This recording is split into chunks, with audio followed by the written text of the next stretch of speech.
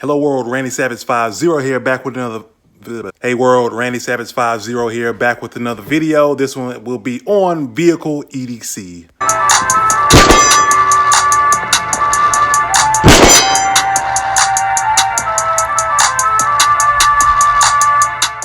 All right, so we'll start with this vehicle EDC clip with this canic here. This weapon will be on my person. I just took it off so you can see that this will be in my vehicle with me while I'm rolling around. Let's look through this compartment here. A little bit junky, but the most important things are the tourniquet, the pocket knives, and the window punch, just in case I need to bust the window if I'm submerged in water or something, as well as a handcuff key in case I'm in some type of hairy situation. I do have a dash cam to catch some other hairy situations. If we look up under here, you see sanitizer, other items, but most importantly, the pepper spray, just in case I'm in a situation that doesn't arise to a certain level of force. At least I can use my pepper spray to kind of back people up off me. So I'm gonna do a part of this video right here to show you how I ride with this vehicle on, with this weapon on my person. All right, so as you notice, my seatbelt is tucked behind my firearm. And I'll tell you why I do that. So if I'm driving down the road, having a good time, and I need to retrieve my firearm, I have it like this and I can pull it out of the holster in an easy fashion. The way my seat belt is set up in this truck compared to my Charger that I had is a little bit different in terms of how low or how high it kind of rises on my waist. And if I were to put it over top of the holster like this, when I'm moving or doing whatever, turning, looking, things like that, the seatbelt may rise up here and it's gonna interfere with my drawing of my weapon. And if I'm trying to grab like this, it still kind of interferes. So to me, it's a little bit easier if I just go ahead and tuck it behind the firearm. But doing that one little thing, you have to know that you need to remove your seatbelt from the tuck position before you get out, or you're gonna be stuck in your vehicle if something goes down. So I like it like this. I don't have a belt on, so it's a little hard to draw, but just draw it just like that. Not too bad. So if I were to draw or were to get out of the vehicle or just undo my seatbelt, I've done it so much I know that, okay, I need to get my seatbelt off and able to get out of my vehicle or get to an escape or something of that nature. So that's how I do it, and that's the reason why I do it like that. I've also noticed that a lot of people choose to ride with their weapon on their hip, whether they're right-handed or left-handed, and it can work and do different things to get leverage and get yourself up to get your weapon.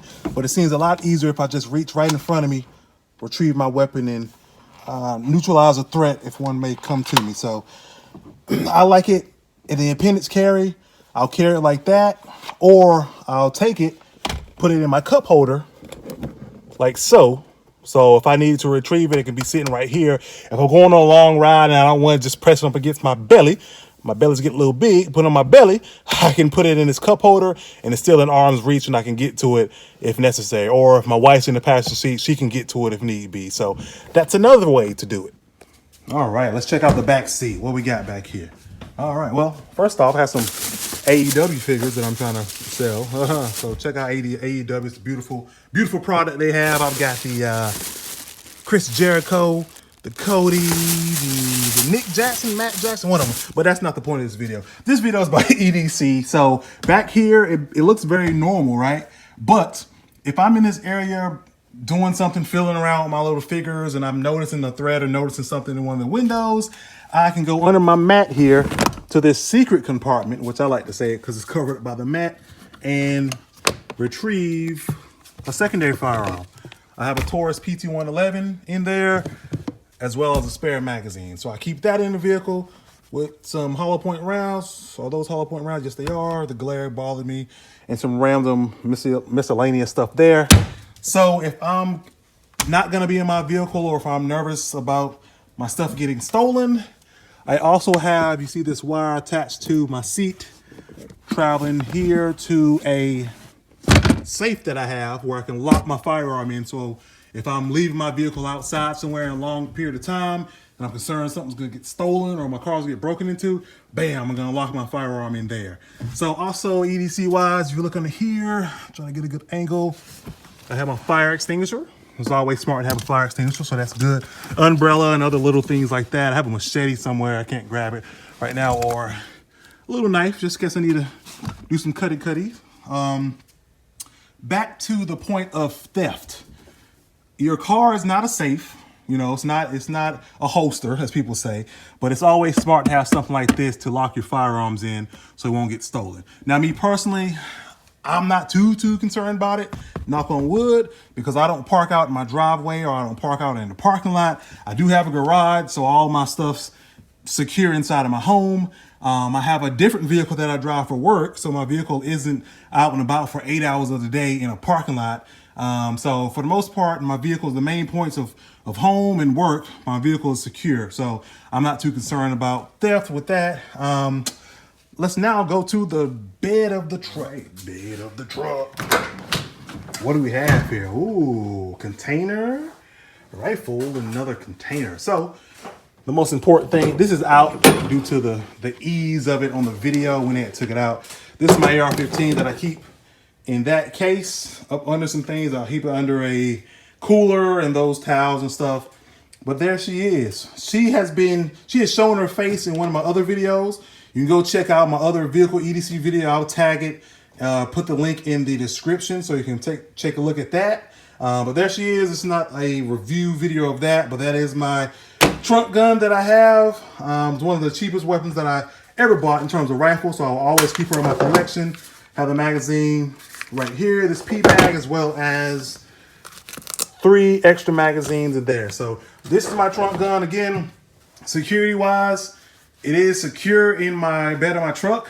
The tailgate does lock, and you cannot take this top off without unlocking it. So to get in it, you're gonna have to cut it up or destroy it to get in it, just like you have to do to get into a vehicle. So I have that and some other miscellaneous items up there: ladder, fishing rod, chairs, other things like that. This thing has bottle jack, jumper cables, stuff from cables and stuff I was using to mount TVs for my buddy. So I have those items in there. And in this contraption, I have a couple of items that you've seen in my other vehicle EDC video that you all will take a look at after this one.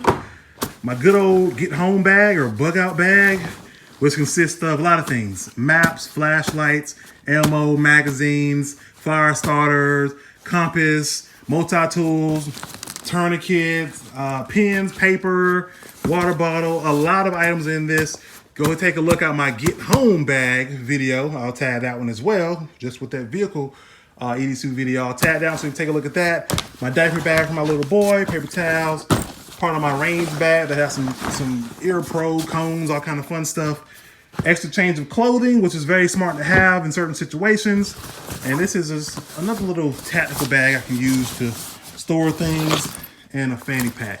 So I also have a container that I don't keep in the car that has dry goods, water, MREs, mess kits, weather radios, all kind of stuff like that, but I don't keep that in my truck on an everyday basis.